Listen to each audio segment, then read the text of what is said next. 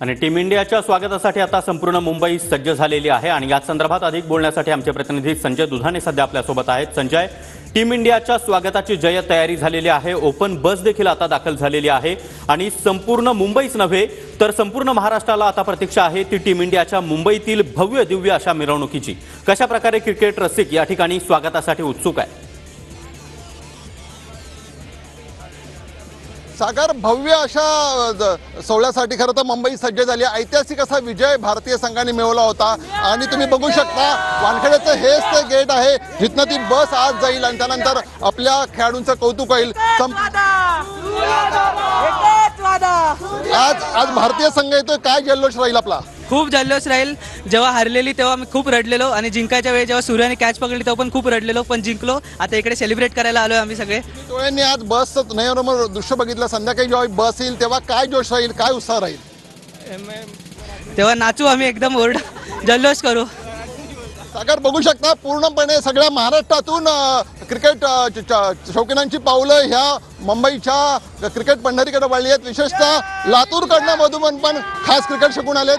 भारताने कसा विजय साजरा केला, तुम्ही काय आज जल्लोष करणार आहे? अतिशय सुंदर अशा पद्धतीनं जल्लोष, ज्यांचं एवढं खेळाडूंचं कौतुक करावं तेवढं कमी आहे, कारण एवढ्या दिवसाच्या नंतर हा भारताला विजय मिळाला, ह्याच्या इतकी आनंदाची बातमी कोणती राहील? तब्बल सात धावा आणि तब्बल 17 वर्षांनी जो विजय मिळवला आहे त्याचा जल्लोष सागर साजरा झालेला आहे। आता नुकतीच इकडे आपली जी ओपन बस आहे ती गेलेली आहे, तिची चाचणी घेण्यात आलेली आहे आणि सगळ्यात महत्त्वाचं म्हणजे ढोल मराठमोळ्यात ढोल ताशाच्या गजरात भारतीय संघाचा जल्लोष केला जाणार आहे आणि अवघी मुंबई सागर क्रिकेटमय होण्यास सुरुवात झाली आहे। नक्कीच संजय, यापूर्वी आपण पाहिलं ज्यावेळी विश्वकप जिंकून विश्वचषक जिंकून भारतीय संघ मुंबईमध्ये यापूर्वी दाखल झालेला होता, संपूर्ण मुंबई ठप्प झालेली होती। संपूर्ण मुंबईमध्ये फक्त आणि फक्त चर्चा होती ती भारतीय क्रिकेट संघाची। आज देखील तसाच काहीसा माहोल आपल्याला पाहायला मिळेल।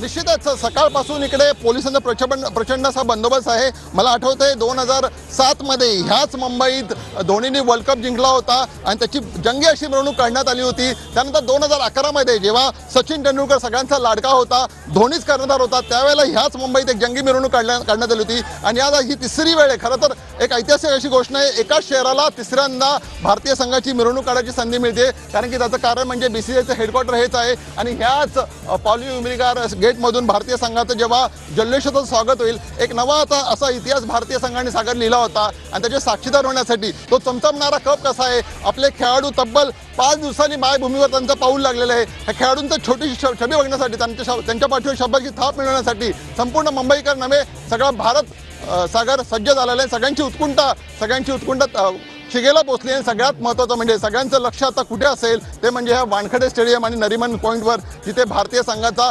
जुलूस पाहण्यासाठी सगळ्यांची आतुरता आहे। नक्की संजय, ही मिरवणूक निघणार आहे ती मरीन ड्राईव्ह ते वानखेडे आणि वानखेडेवर एका विशेष कार्यक्रमाचं देखील आयोजन करण्यात आलेलं आहे।